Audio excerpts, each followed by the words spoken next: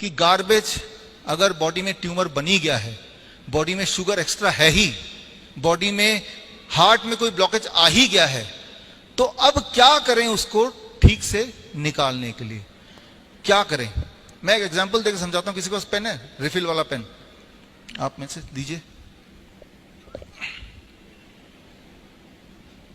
अब देखिए, जो लोग एंजियोग्राफी कराते हैं या जो लोग एंजियोप्लास्टी कराते हैं, तो एंजियोग्राफी एंजियोप्लास्टी में क्या होता है, एक कैथेटर या यूं बोलिए एक तार आपके ब्लड वेसल में डाल देते हैं, इतना तो आपको पता है। और अगर आपके कहीं पे भी कोई ब्लॉकेज है तो ब्लॉकेज टूट जाएगा, हट जाएगा, राइट। फिर एक वहां पे कोई स्टंट डाल देंगे, कोई रिंग डाल देंगे, तो ये आप ठीक हो गए, ऐसा मानते हैं। अब मानिए इस तरह के तार और ये आपका ब्लड वेसल है और अंदर एक ब्लॉकेज है। अब जब ये बार बार जाएगा तो वो क्या हो, टूटेगा ना, ये तो बोलते ही है। अब वो गार्बेज टूट गया है, लेकिन गार्बेज बॉडी के अंदर ही है ना इस वक्त भी, तो क्या होगा, वो ब्लड में पूरे बॉडी में घूमेगा या घूमता है, और घूम के अक्सर वो ब्रेन में अटकता है। अब होता है ब्रेन स्ट्रोक। तो जब भी आप सोचते हैं, डायग्नोस करके देख लेते हैं, एंजियोग्राफी करा के देख लेते हैं, तो आप अपनी तैयारी कर रहे हैं ब्रेन स्ट्रोक करवाने की। जो लोग यहाँ पे साइंस के स्टूडेंट हैं या इंजीनियर हैं, जो लोग लॉजिकल सोच सकते हैं, एक गार्बेज ऑलरेडी है, ब्लॉकेज है, उसको ऐसे ऐसे बार बार करेंगे तो टूटेगा या नहीं टूटेगा, या तो टूट जाएगा। अगर वो टूट जाएगा तो पूरे बॉडी में वो ब्लड वेसल के अंदर ही है ना, गार्बेज बाहर तो निकला नहीं, राइट। तो अब वो जहां भी जाके फंसेगा, आपका वो वाला ऑर्गन खराब होगा, काम नहीं करेगा, आपको दर्द होगा, पेन होगा, मर जाएंगे, पैरालिसिस हो जाएगा, कुछ ना कुछ हो जाएगा। लेकिन कभी भी ये नहीं पता चलेगा, आपको बताएंगे नहीं, वो जो गार्बेज एंजियोग्राफी करने की कोशिश की गई थी, उसी की वजह से ये एक नया प्रॉब्लम आ गई है आपको। तो गार्बेज को बॉडी से बाहर अगर आपको निकालना है, तो निकालने का रास्ता वही होना चाहिए जो कुदरत ने आपको दिया है, ना कि वो रास्ता जो इंसान ने बनाया है, काटने छाटने का नहीं। एग्जाम्पल के तौर पे किस तरह से गार्बेज हमारे हॉस्पिटल में हम निकालते हैं, आप घर जाके क्या करेंगे। अब देखिए, मान लीजिए ये पेड़ नहीं है, ये ट्यूमर है या ये कैंसर है और ये बढ़ता जा रहा है। डॉक्टर बोल रहा है ट्यूमर इतना बढ़ गया है, ऐसा करते हैं ट्यूमर को काट देते हैं। ठीक है जी, मैं ट्यूमर को, ये पत्ते हैं, मैंने इसको काट दिया, ट्यूमर निकल गया। लेकिन अब क्या होगा कुछ दिन बाद, क्या ट्यूमर खत्म हो जाएगा? ये पेड़ तो दोबारा से बढ़ेगा। तो कभी भी सर्जरी से कोई भी बीमारी ठीक नहीं हो सकती, क्योंकि जड़ तो अभी भी है ना। जब भी आप स्टोन को निकालेंगे, ट्यूमर को निकालेंगे, पेड़ तो वही है, पेड़ को खाना तो मिल रहा है, वो ट्यूमरस ग्रोथ का कारण वो तो वहीं का वहीं है। तो जब भी आप सोचते हैं कि ट्यूमर तो काट दे हम, तो पल भर के लगेगा देखो ठीक हो गया, लेकिन धीरे धीरे धीरे धीरे दोबारा से बढ़ेगा, इस बार और तेजी से बढ़ेगा। आप समझ रहे हैं? तो ट्यूमर हो या किडनी स्टोन हो, गॉल ब्लैडर स्टोन हो, तो आप अगर उनमें से कि सर्जरी से कुछ कर लें, तो आप ये सोच रहे हैं कि पेड़ ज्यादा बढ़ गया तो मैं काट लूं और उम्मीद कर रहे हैं कि दोबारा नहीं बढ़ेगा, तो आप कुछ ऐसे ही सोच रहे हैं फिर, जो कि इलॉजिकल बात है। तो करना क्या होगा, हम क्या करते हैं, अगर ये कैंसर है, इसे कहते हैं सीड एंड सॉइल थ्योरी, 1895 में थ्योरी लिखी गई थी और आज भी ये वैलिड है कि अगर ये कैंसर है, अगर ये ट्यूमर है, ये पेड़ को हम कैंसर या ट्यूमर मान रहे हैं, तो अगर मैं यहां से ये निकाल दूं, कुछ दिन तक ऐसे ही रख रहे, क्या ये उग सकता है? ट्यूमर बढ़ सकता है? क्या होगा इसका? धीरे धीरे ये सूख जाएगा, खत्म हो जाएगा, है ना। तो जो एनवायरमेंट है, जिस एनवायरमेंट पे वो ग्रो कर रहा था, उस एनवायरमेंट को बदल दो, चेंज कर दो उस एनवायरमेंट को। अगर आप ऐसा कर पाए तो ट्यूमर बॉडी ने बनाया है तो बॉडी डिसॉल्व करेगा, स्टोन बॉडी ने बनाया है, बॉडी डिसॉल्व करेगा, तो वो परमानेंट इलाज है। तो ऐसा हम अपने हॉस्पिटल में करते हैं। आप कैसे करेंगे घर जाके आज से, तो वो मैं आपको अभी एग्जाम्पल के तौर पे बताने जा रहा हूं। हम अपने हॉस्पिटल जो करते हैं बड़ा इंटरेस्टिंग है कि आपके बॉडी ने ट्यूमर को निकालने का, जो चीज बॉडी को पसंद नहीं है, जो चीज बॉडी में अटक गई है, वो स्टोन है, ट्यूमर है, क्रिएटिनिन है, पोटेशियम है, शुगर है, प्रोटीन है, कुछ भी हो सकता है। वो कोई भी चीज अधिक है तो बॉडी में कुछ ना कुछ गड़बड़ करेगी। तो पेशाब का रास्ता निकाला है जो फिर भी बंद हो गया, एक और रास्ता है, वो है आपकी तीसरी kidney. Third kidney is your skin.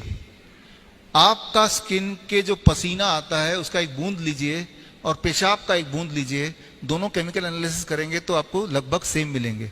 आपके पसीने में भी क्रेटिनाइन होगा, शुगर होगा, प्रोटीन होगा, यूरिक एसिड होगा, यूरिया होगा, आपके पेशाब में भी यही होता है।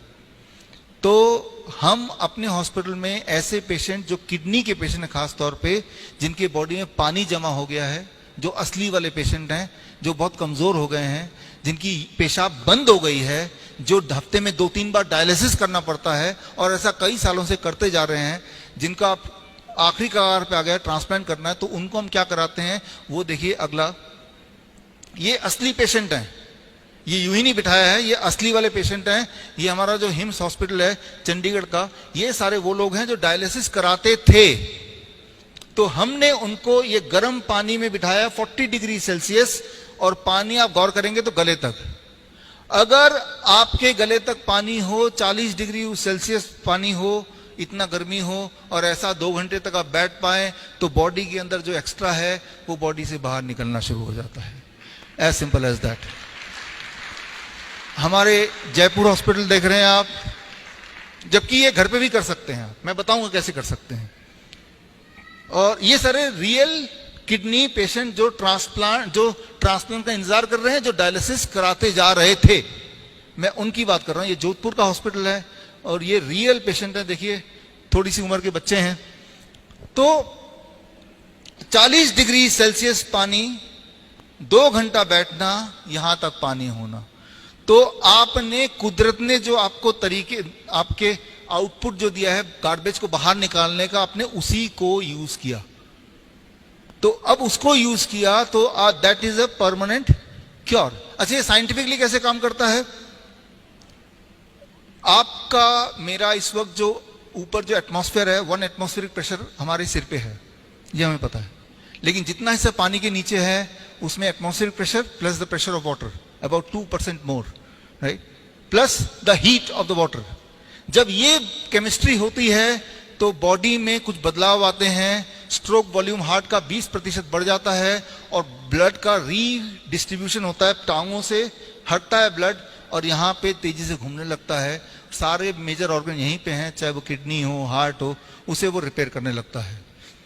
कुछ केमिकल बढ़ने लगते हैं जिनसे आपके ब्लड वेसल रिपेयर होते हैं, जैसे नाइट्रिक ऑक्साइड एक्सेट्रा।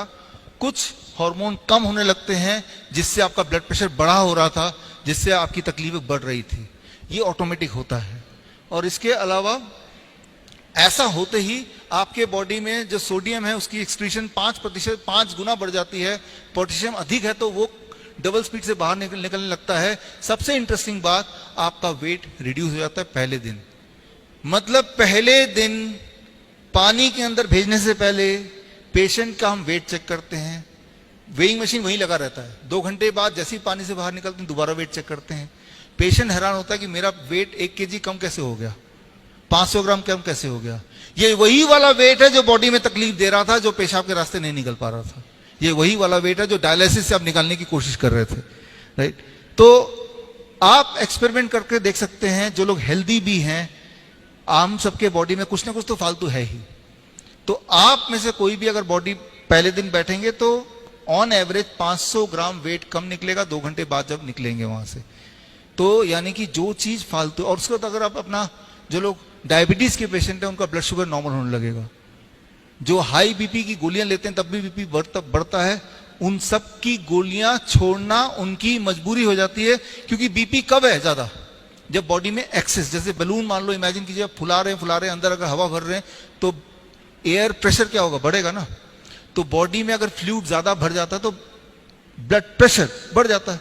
हमने फ्लूइड एक्सेस चीज बॉडी से निकाल दिया, लेकिन निकालने का रास्ता वो जो कुदरत ने हमें दिया है, तो उस रास्ते से बिना डैमेज करके धीरे धीरे निकाल दिया। गार्बेज आउट प्रिंसिपल, ये पूरा साइंस अगर आपको समझना है तो एंड ऑफ ट्रांसप्लांट, जिसका हिंदी एडिशन आज हमने यहाँ पे आपके सामने रिलीज किया, हिंदी इंग्लिश में, आप इस लिंक में जाके पूरी किताब, पूरा साइंस, इसी पे मेरी पीएचडी है, यही मेरा आविष्कार है जो हमारे 20 हॉस्पिटल में हम करते हैं, हिम्स हॉस्पिटल में करते हैं। हार्ट के पेशेंट आते हैं असली वाले पेशेंट हम उनको मानते हैं जो 2 कदम नहीं चल सकते, उनको मानते हैं जब चलते हैं तो चुभन होती है, उनको मानते हैं जो सीढ़ियां चढ़ते हैं तो उनकी सांस फूलती है, उनको मानते हैं जो हाथ में बैग लेके चलते हैं तो फिर पेन दर्द होता है जैसे किसी ने चाकू भोंक दिया, वो असली पेशेंट है। बीपी बढ़ा ही रहता है 200 से 250 250 टोटल, उससे बढ़ा रहता है दवाइयों के बावजूद भी, उनको मानते हैं। तो हार्ट के असली पेशेंट को यही हॉट वाटर इमर्शन देते हैं, लेकिन उनका पानी का लेवल हम यहां तक रखते हैं, हार्ट के नीचे नीचे यहां तक। इसे बोलते हैं हम इंप्लीमेंट मैंने जरूर किया है इंडिया में, नेपाल मिनिस्ट्री ऑफ हेल्थ वो भी ट्रेनिंग ले रही है अपने हॉस्पिटल में इंप्लीमेंट करने में। मलेशिया में किसी ने बोला, एक डॉक्टर ने, ब्लैक डॉक्टर, कि बच्चे के पैर को गर्म पानी में रखा करो, और 20 साल की उम्र में उसने ओलंपिक में रखा करो, और 20 साल की उम्र में उसने ओलंपिक में गोल्ड मेडल जीत लिया। वीडियो देखिए, ऑडियो है इसका। विल्मा रुडोल्फ, पोलियो 12 साल की उम्र तक बाएं पैर में, और ये 20 साल की उम्र की अब देख रहे हैं, ये 20 साल की उम्र में उनकी ये दौड़ 100 मीटर फाइनल ओलंपिक दौड़, ये 20 साल की उम्र में ये गोल्ड।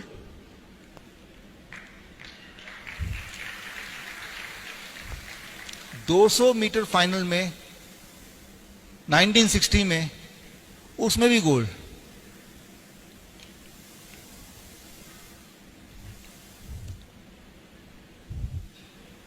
और ये 400 मीटर रिले, और इसमें भी गोल्ड। तो आप समझ सकते हैं कि पोलियो से वर्ल्ड की सबसे फास्टेस्ट वुमेन बन गई, किससे? सिर्फ हॉट वाटर इमर्शन से, हॉट वाटर इमर्शन से। तो ये इतिहास में दर्ज है, तो इसको हम डिनाई नहीं कर सकते। लेकिन इंपॉर्टेंट बात यह है कि क्यों फैलता क्यों नहीं है? क्योंकि इसमें कोई पैसा नहीं है, बिजनेस नहीं है। क्यों? क्योंकि मैंने अपने पेशेंट्स को बताया, ऐसे जैसे आपको बता रहा हूं, उन सब ने, उनमें से कोई भी हमारे हॉस्पिटल नहीं आया। तो हमने कहा कि पेशेंट्स को फोन किया, क्या हुआ भाई, हमारे हॉस्पिटल आओ, हमने इतना अच्छा टेक्निक इन्वेंट किया। नहीं, हम तो ठीक हो गए, इसलिए नहीं आ रहे। फिर हमने भेजा अपने लोगों को, कैसे ठीक हो गए? घर पे जाके जो देखा वो मैं आपको दिखा देता हूं। घर पे जाके जो देखा वो मैं आपको दिखा देता हूं। घर पे क्या किया?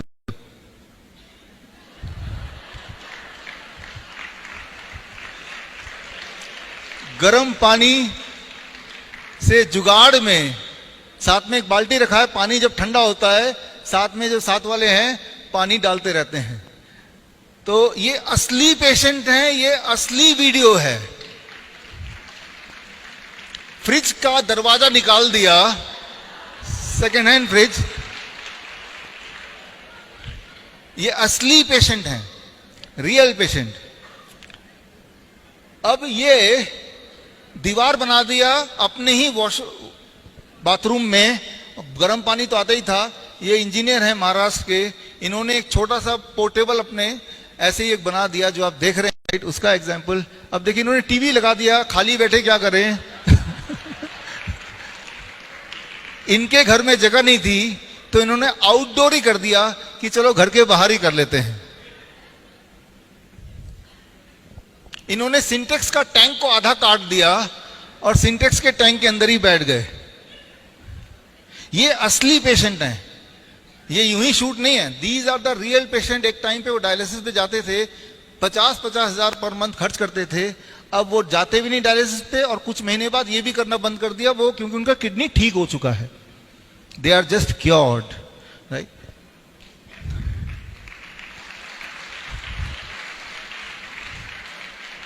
इन्होंने अपनी बीवी के लिए सिंटेक्स का टैंक काटा और बीच में एक कुर्सी भी लगा दी ताकि बैठने में दिक्कत ना हो। तो हम अपने पेशेंट्स को इस तरह के वीडियोस भेजते हैं ताकि वो भी एनकरेज हो। और ये इन्होंने गड्ढा खोदा और गड्ढे खोद के, ये इनमें से कुछ लोग हैं जिनके फ़ोन नंबर हमारे पास है। उन्होंने ये भी बोला कि अगर आप में से किसी को बनाना है तो आपके घर पे आके बना के दे जाएंगे। 1500 रुपये से लेके 2000 रुपये में, नहीं। ये अजमेर का है, 18 साल का ये बच्चा है, और देखिए जुगाड़ से किस तरह से बनाया है।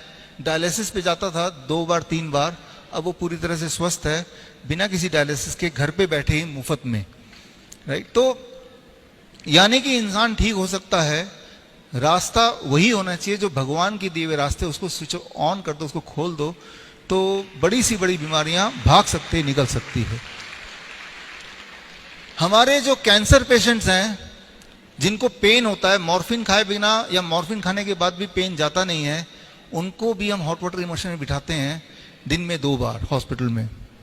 और पेन, जब मॉर्फिन खा के पेन जाता है तो पेन जाता कहीं नहीं है, पेन सप्रेस हो जाता है, आपको पता ही है। लेकिन जब इस तरह बिठाते हैं और पेन तब जाता है, तो एक्चुअली जो बॉडी के अंदर तकलीफ थी वो ठीक हो रहा है, तो पेन जा रहा है। समझिए इस बात को। मॉर्फिन से पेन आप खत्म करेंगे तो हर बार आपके बॉडी में डैमेज ज्यादा होगा। इस मेथड में हर बार आप थोड़ा थोड़ा क्योर होते चले जाएंगे, राइट। तो ये फर्क है, ना केवल आपको आराम मिल रहा है, ना केवल आपके पैसे बच रहे हैं, आप ठीक होने की तरफ बढ़ रहे हैं। तो चाहे वो किडनी फेलियर पेशेंट हो, चाहे वो कैंसर पेशेंट हो या हार्ट पेशेंट हो। हार्ट पेशेंट में क्या होता है, उनके कोलैटरल सर्कुलेशन खुलने हैं जो छुपे हुए हैं, वो स्विच ऑन हो जाते हैं, वो खुलने लगते हैं। और वो जब खुलने लगते हैं तो पुराने ब्लड वेसल अगर वो ब्लॉक्ड भी हैं तो उसका फर्क नहीं पड़ता है। भगवान ने, नेचर ने हम सबको कोलैटरल आर्टरीज दिया हुआ है, उसको स्विच ऑन करने के लिए या तो डाइट लेते हैं आप, उससे हो जाता है, नहीं तो हॉट वाटर इमर्शन करेंगे, इससे हो जाएगा। तो गार्बेज को बॉडी के अंदर ही रीलोकेट नहीं करना है, वो बॉडी से बाहर निकालना है। लेकिन बाहर निकालने के जो टेक्निक्स हैं वो नहीं जो इंसान ने दिए हैं, सर्जरी एक्सेट्रा, रेडिएशन एक्सेट्रा, वो जो भगवान ने दिए हैं, जैसे मैंने आपको बताया। और वो काम करते हैं, सदियों से काम करते हैं। हमारे आयुर्वेद में भी लिखा हुआ है, आपको मैंने उदाहरण भी दे दिया है, और इसके references end of transplant book में है, जो कि आप फ्री डाउनलोड करके पढ़ भी सकते हैं।